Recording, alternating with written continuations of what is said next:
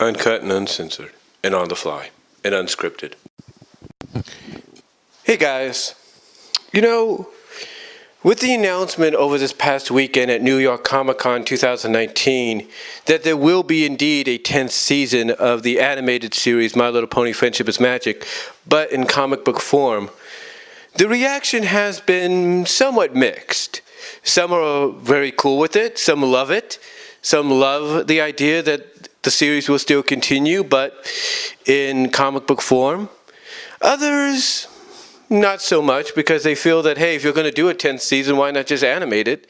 Why not just go and do what you do traditionally, just do an animated portion of it? And some are like in the middle, they're kind of like, they don't mind either way, as long as they get something in return, right? But let's take a look at something that I'm sure a lot of people don't want to hear. And that is romantic ships. Mostly romance when it comes to the main 7, main 6, main 8, if you will. Now, the reason I bring this up is with comic books, unlike animated series, comic book adaptations of the same medium, franchise, however you want to call it, usually are able to take more risk. They're usually able to go in directions that normally an animated series wouldn't be able to. They're able to have basically more freedom, more leeway. And the reason I bring this up when it comes to romance, love, ships, if you will, is because comic books can actually do more than an animated series. For example, when it comes to Spike and Rarity, Sparity, if you will, the comic book can open the door to many more possibilities. Yes, the animated series is where it started, and yes, the animated series did kind of give it some kind of open-ended closure, open to interpretation closure. With the episode Dragon Dropped. And some might say, well, Sparity was pretty much confirmed since, not just Secret of My Excess, but pretty much officially canonized with Best Gift Ever. And that is indeed true. It would seem that way. But no matter how you look at it, the comic books could do a lot more. I'll give you a prime example. If you go back and you read the Nightmare Rarity arc from the comic book adaptation or the comic book continuity of the series, then you'll pretty much see that there are moments in that comic where Spike tries to help Rarity break free from the Nightmare's magic. There is a moment where he tries to tell her the 3 words that every fan wants to hear him say, or wants to hear each of them say to each other, I love you. We see him be the last one of Rarity's friends to say how much Rarity means to him and ask her to please come home, please come back to him.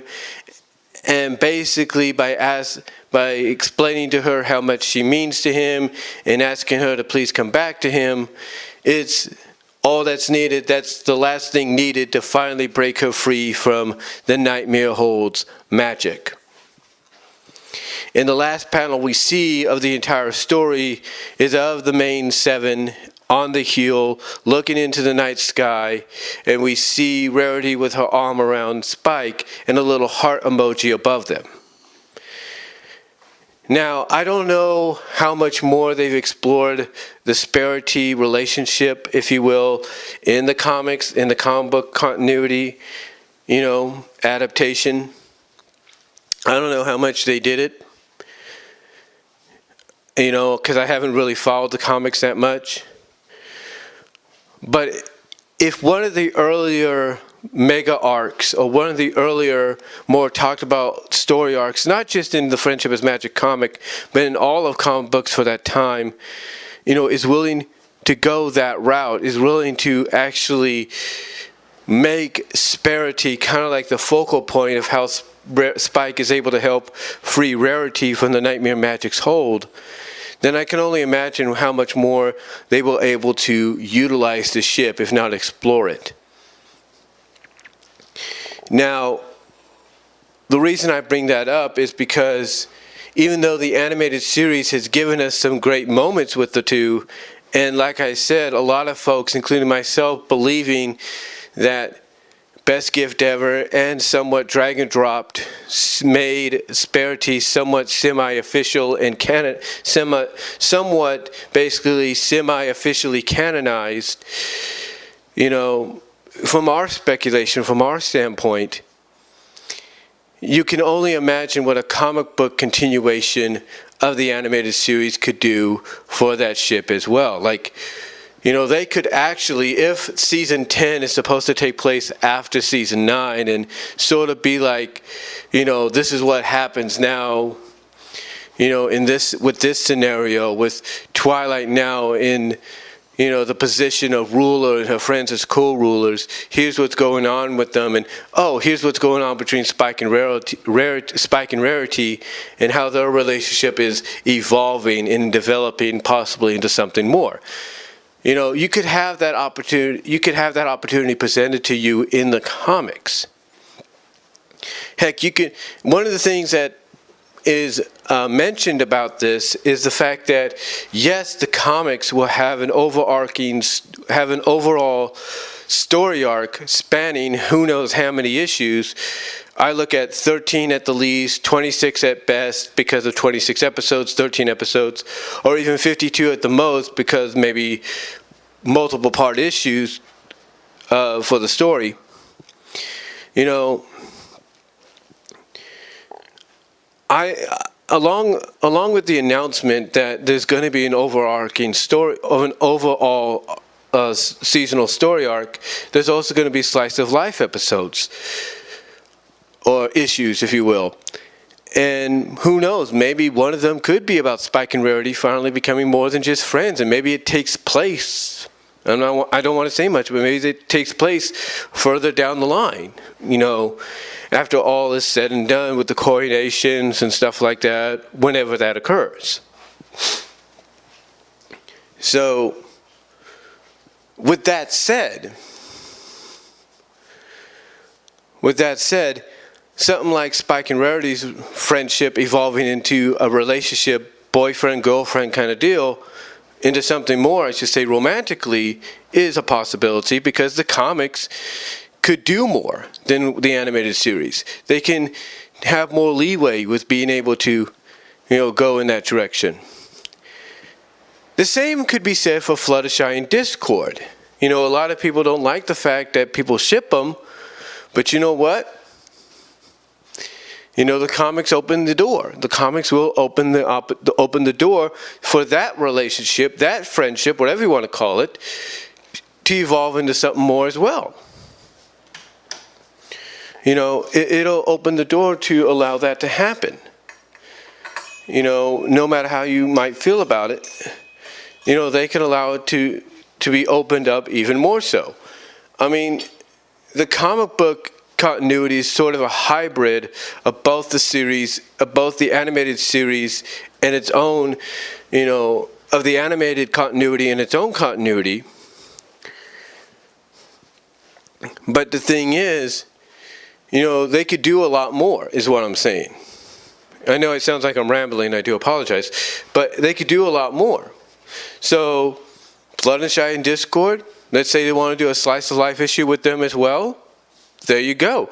Heck, they might decide one of these slice of life issues / episodes they want to do for season 10 could be something of a double date. Maybe both Spike and Discord decide, you know, now is the time to, you know, maybe Spike and Discord, I should say, maybe they plan to, you know, have a romantic night out with both Fluttershy and Discord, or just a lovely evening out with not Fluttershy, but with Fluttershy and Rarity is what I'm saying. Sorry, I'm tired. I worked today, so I'm kind of tired. But anyway, you know, maybe they do that like I mentioned earlier. Maybe they do that slice of life like issue / episode where both Spike and Discord take Fluttershy and Rarity out on a double date and just, have a lovely evening out. Go to a show, eat dinner, kind of take that next step and probably becoming more than just friends. And then, you got characters like Pinkie Pie and Cheese Sandwich. I don't want to say much, but there is something that does occur. I'm not going to say anything else than that. Maybe we can see the next step in their friendship maybe evolve into something more. And then you got Applejack. One of the speculations that people are going off of because of certain situations over the past several weeks is that Applejack and Rainbow Dash go from being their friendship and friendly rivalry evolves into something a little bit more intimate maybe, or a little bit more so, more meaningful, I should say, than friendship. Let's put it that way. So you got all these opportunities, even Starlight and Sunburst. Everybody's been wanting to see Starlight and Sunburst finally just, get together officially, go from being friends to being more. You got that opportunity in front of you. Look, I know, again, it sounds like I'm just rambling off the top of my head, but remember, like I said at the beginning, this is uncut, unscripted, on the fly. But the point is, these are moments, but the point is the comic has an opportunity to go in directions, to go in a direction with romance and the evolution of close friendships becoming more than just friendships than the animated series has. The animated series can hint at it, tease it, have its moments, but they've never gone beyond that.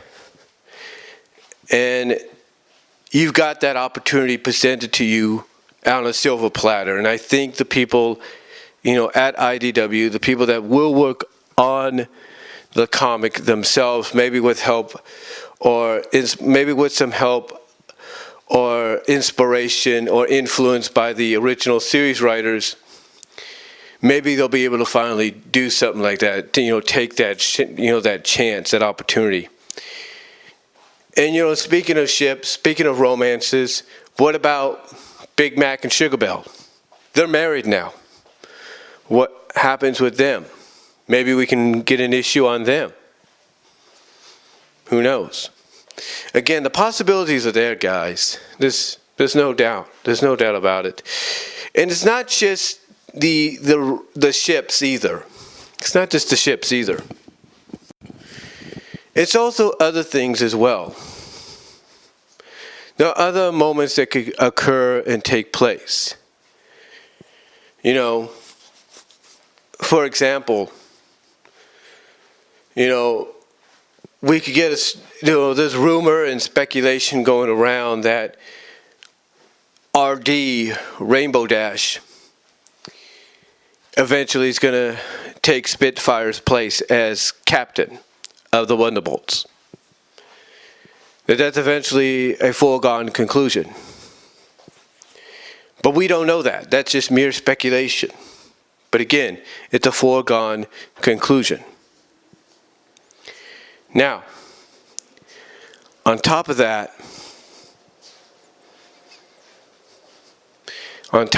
since Twilight is taking over for both Celestia and Luna, there's speculation and rumors running about that Twilight is going to become like Celestia. In other words, she's going to basically be a redesign, recoloring of Celestia from a statuesque-like scenario. How does that occur? How does that happen? The possibilities, the opportunities present itself with Season 10. The Cutie Mark Crusaders. We got a glimpse of what they would look like as grown-ups, and growing up is hard to do. But even though we got that glimpse, even though we got that sneak peek, do we see them naturally finally become grown-ups officially? and take what they learn and utilize it so that those that come after them, those that they pass it on to, don't make the same mistakes? It's a good question. And what about Trixie? What about her new role as student counselor? Maybe we get a slice of life story of the first official day of Starlight and Sunburst, and Trixie settling into the new roles, and as the head ponies of the School of Friendship. Maybe we see them hire on some new staff. Who knows? And speaking of the School of Friendship, what about the young six, the student six? Well, here's an opportunity to see them graduate. We got a tease of them possibly graduating at the end of season 8, even though that was a cop-out. Now here you go. You have an opportunity in front of you to actually do it. And it could be one of those situations to where if we get 52 issues at most because of multi-part stories, here's your possibility of a multi-part story. Or maybe a 2-part story, who knows? Basically what I'm getting at, guys, is the comics are going to allow for the season 10 comic continuation of the animated series of Friendship is Magic is going to allow for more opportunities, more scenarios to take place than we could have ever imagined.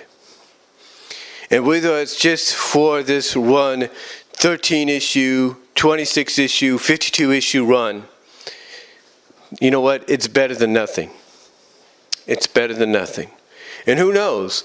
Maybe it will open the door for the people at Hasbro to say, okay, DHX, okay, AllSpark, fans still want to see an animated series or an animated version of Friendship is Magic, let's give it to them.